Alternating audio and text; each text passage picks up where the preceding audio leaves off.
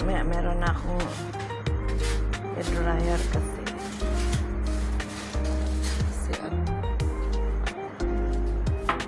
nagwasing si Mano. Yan naman ang dryer. Siya yung nag-ano sa malaking makina.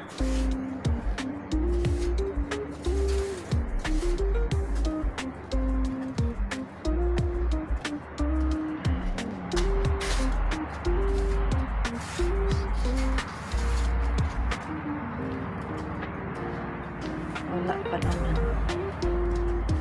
Magwalis muna ako. Malaki kasing ano to, parang 2 hektarya eh.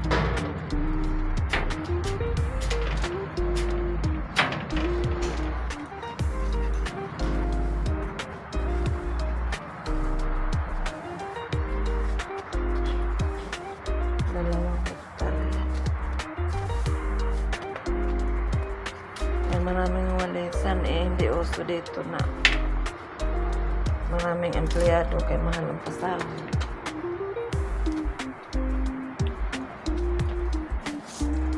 Mahal kasi pasahod dito kaya kunti na empleyado. Security guard nga dito, CCTV lang.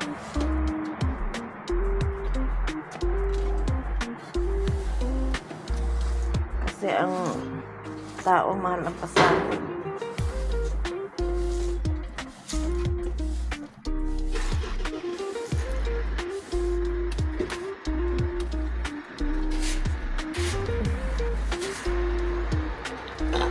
Mahal ang pasahod ng tao.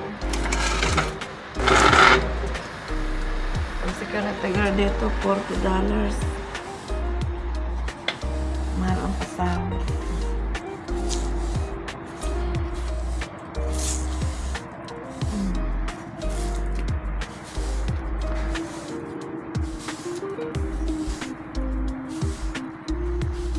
Pagkatapos naman tanggal sa gagamba, walis naman. Ganun talaga pagtamad ka dito sa Australia, gutom amot. Hindi ka rin taasan ng sahod.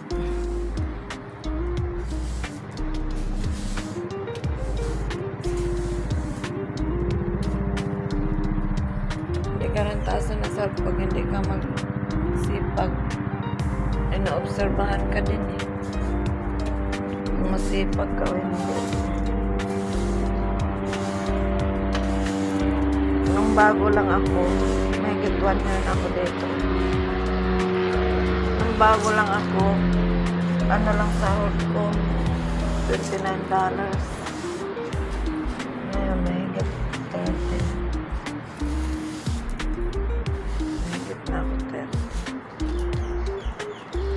Pinapirma ko ng kontrata. Kasi pag masipag, may kusa ka. Hindi lagi nakatunganga. Pag lagi kang may ginagawa, isipin nila. Masipag.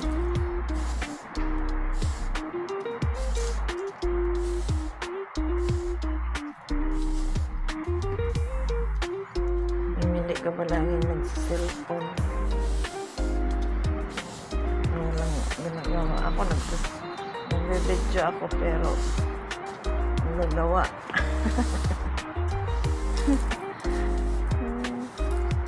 Walang magawa eh.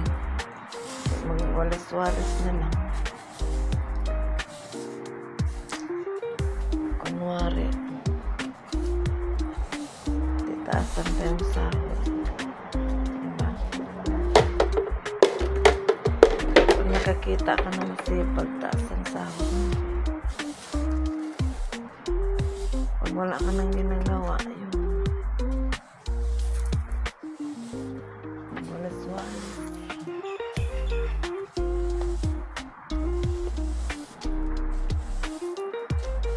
Para dagdagan ang sahod. Dami rin dumi, oh.